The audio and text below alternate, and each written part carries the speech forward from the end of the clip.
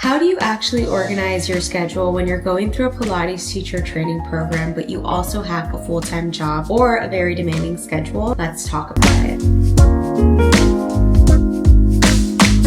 Welcome back to my channel and thank you for clicking on today's video. If you are new here, hello and welcome. My name is Aileen and I'm a certified Pilates instructor from Miami. And in this video, I'm diving into one of the biggest questions that I get from aspiring Pilates instructors or Pilates instructors who are currently going through their teacher training program, which is how the heck do you manage your time when you have a demanding job but you want to become a Pilates instructor? I know the struggle firsthand because I was working a corporate job full-time when I went through my Pilates teacher training, and the training that I did was a 500-hour comprehensive program. And it wasn't just any corp job. I was working as a senior manager in the digital marketing department at a record label in the music industry. And if you don't know the music industry, that type of job is basically a 24/7 type of role. I was constantly connected, late nights, weekends. I was responding to WhatsApps, emails, text messages, and I felt like I had no life. This was even before Pilates teacher training started. So when I started my training program and I still had this type of job, I really had no life. But honestly, I love Pilates so much that it was completely worth it. So let me show you how I did that without burning out. First, you have to understand the structure of your training program that you choose. There are so many different program hosts out there, so I'm going to generalize the tips in this video based off of what's most common and also based off of my experience. Most Pilates programs are self-paced when it comes to the independent hours that you have to complete. These are hours like observation, teaching hours, and self-practice hours. Aside from that, your hours may consist of your training weekends, those long Friday, Saturday, Sundays that you're in the studio with the other instructors in the program and you're learning all of the exercises and everything about level 1, 2, 3. They are so long and so intense, but also so fun, especially if you have a good group with you. You might have some homework and things to review like case studies. There's unofficial hours that you'll have to complete, which is basically like studying and prepping yourself for your test outs. And then there's the actual test outs and so much more, but that's the gist of it. In my case, I was doing a 450-hour program, but I ended up with closer to over 500 hours, which I honestly do think it benefited me in the long run. So from my overall program, 300 of my hours were independent hours, which basically meant it was up to me to complete them. I had set a goal for myself and I wanted to complete my training within about 5, maybe 6 months. So I basically worked backwards from that goal. I actually still have the original document of how I kind of had this idea in my mind of the timeline I wanted to complete. So I'll put a screenshot here. But since about 300 of those hours were independent hours and I wanted to complete the program in that 5-month mark, that equated to 15 hours per week. So basically that's about 2 hours every single day for those 5 months. This is a great first step that I definitely recommend you do, is basically break down the total amount of hours in your program that you are responsible for, and from there you can set a weekly goal for yourself. You obviously don't need to create a timeline or a plan like this. If you're fine to just go with the flow, you don't have a desired timeline on when you want to complete your training program, that is a-okay. But I still recommend you stick to some type of loose schedule. That way you don't fall behind and that way you also end up completing your program. Since I was working the full-time corporate job, my options for doing my Pilates hours were on the weekends, early mornings, and after work, late nights. So when looking at my weekly schedule, from there I asked myself which time slots could I reasonably fit in my Pilates hours. Could I maybe double up on the weekends to give myself a little more free time during the week? Maybe during the week I could double up in the evenings, 2 or 3 hours. Basically just look at my schedule, look at what days worked best for me, and also the schedule of the studio that I was doing the training in. So here's an example of kind of what roughly worked for me based off of what I remember. In the mornings before I would start work, let's say I'd be having my coffee, I would do an online observation hour. Now, since I was getting trained throughout COVID, the studio that I was doing the training with did allow online observation hours. I am not sure if this is still the case for certain programs, but at the time they did allow it. as long as it was by either an accredited instructor or an accredited host website like Pilates Anytime. So I would do 1 hour in the mornings, a little observation. After work, I would drive to the studio and aim to complete 1 to 2 hours. That was usually a mix of either an observation hour and a self-practice hour, or maybe a practice teaching hour and a self-practice hour. I would kind of mix it up. And then on Saturdays, when we didn't have our full weekends of training, I would try and complete longer blocks, maybe 3 to 4 hours, just to help build up my hours and to make up the difference of maybe anything I didn't complete throughout that week. If I was able to get 3 hours on a Monday, for example, Tuesday could be a little lighter and I can only do 1 hour. So yes, you should create a plan, but also learn to be flexible and adaptable with that plan, because guess what? Life happens. And you also have to be very realistic with this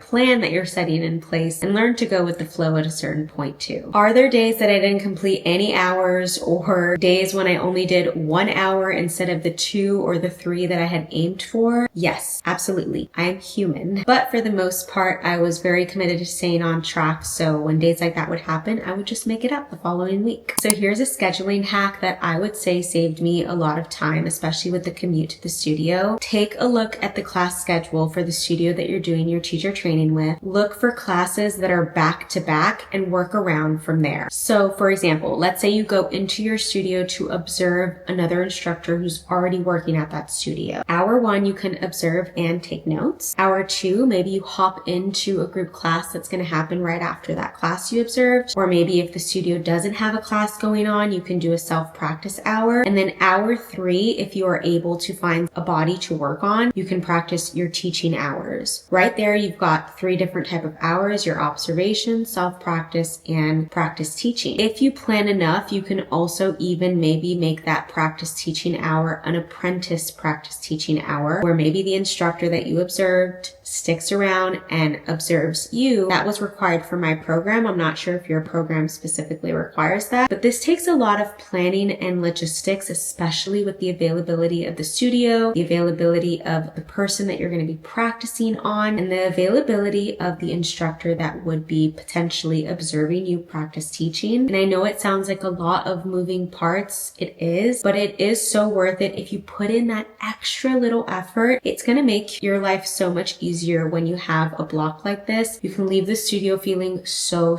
accomplished. If you even want to practice 2 back-to-back self-practice teaching hours, you can do that. Aim for 4 hours instead of 3. But this type of approach is definitely going to help you if this is something you want to aim for on the weekends. Maybe you're very short on time during the week and you barely have any hours to commit. Finding an approach like this for a Saturday, for example, is definitely going to help you out. So if you're strategic about it, then boom, you can make 1 studio visit count for multiple hours. Now, I'm not going to sugarcoat it. The months that I was doing the training, they were intense. I had a very little social life for those 5 months, but it was also a choice that I made for me and my career. So it didn't really bother me. I knew I had to make sacrifices, and it was also, in my opinion, a little bit easier because since it was throughout very early COVID, many things were still shut down. So it's not like my social life really suffered. Everyone was pretty isolated. So I think that did help as well. The main thing that got me through it was knowing that it was temporary, and also my love for Pilates. You gotta have some type of love for Pilates if you're going through a teacher training program. I mean, at least in my opinion, you gotta at least like it, right? So here are some tips that I think helped me keep my sanity throughout my training. The first one is going to be that when looking at your schedule, try and figure out 1 day a week where in the evening you're not doing anything and you're completely disconnecting. This is time that you can save for family and friends, for your personal life, for personal errands. Maybe it's your Friday night. Don't study. Maybe if you want to do self-practice, sure, go ahead, but try and let yourself disconnect so that the next time you show up to do your hours, you are fully there for it. Disconnecting is just as important as showing up for yourself. You can absolutely do this without sacrificing your mental health and your sanity, but that's really only possible if you schedule in rest and recovery too. So for me, it was my Friday nights. I would kind of just set that aside,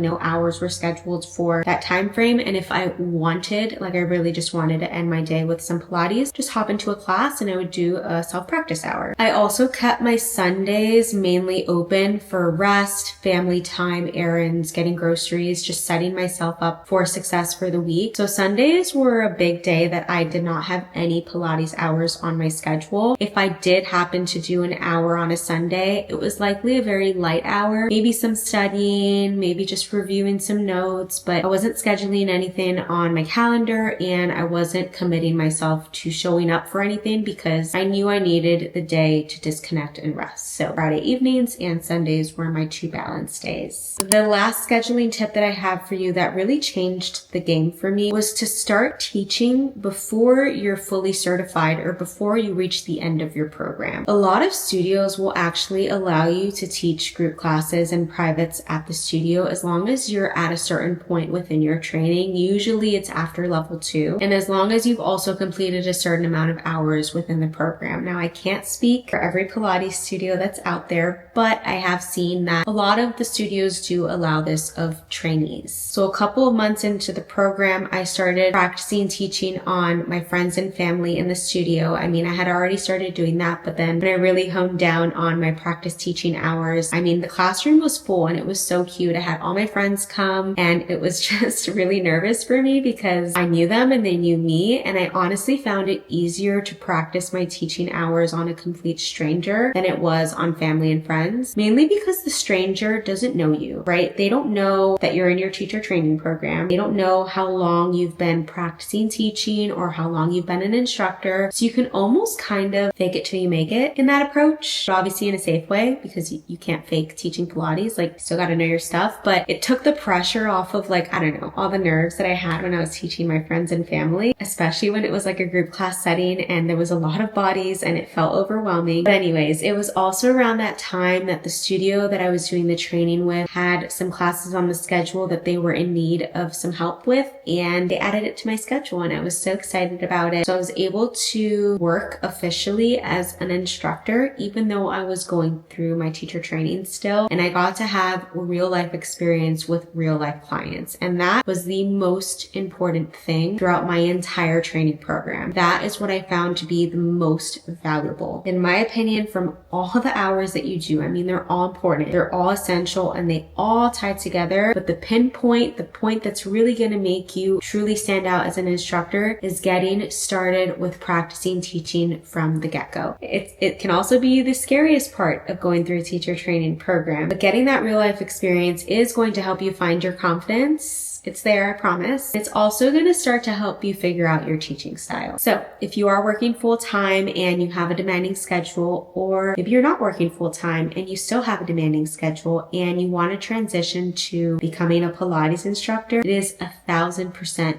doable. It just takes a lot of dedication, a lot of time, a lot of patience, and a little bit of grit. If I could balance my full-time, very, very demanding corporate job with a 500-hour Pilates training program, then you can too. I promise you, you can too. The final little tip that I have for you is if you plan on sitting for the NCPT exam right after your teacher training program, I recommend that you do it almost, honestly, like within the month that you finish your training program, or basically whenever you're eligible to take it. All the information will still be fresh in your mind. And if you put it off, it might never happen. And sure, it's not necessary. It's not required for a lot of studios. You can likely still work for any studio as long as you complete your comprehensive training or whatever training that they're looking for, Reformer 1, 2, 3, whatever it is. But I view the NCPT accreditation as a personal choice for your Pilates career. And I mean, why not? You've already done all the hard work. Why not get that final stamp of approval? If you are going to take the NCPT exam, I've linked some study resources for you in the description below. I also have a ton of Pilates instructor resources available and up on my channel. If you don't know, you can go ahead and check those out. I mean, I can't even remember the videos that I've uploaded at this point. Some of the most recent ones is like tips on planning a Pilates class and creating a Pilates class plan. I have tips on teaching a group class, and we go over things like buzzwords, cueing, transitions, all of that. And I mean, there's just so many more that I've created over the past several years that I'm really happy help all of you out, because it makes me happy, because it takes time to create these videos, and I'm very glad that they resonate with a lot of you and that they help you out. So if you did like this video, I would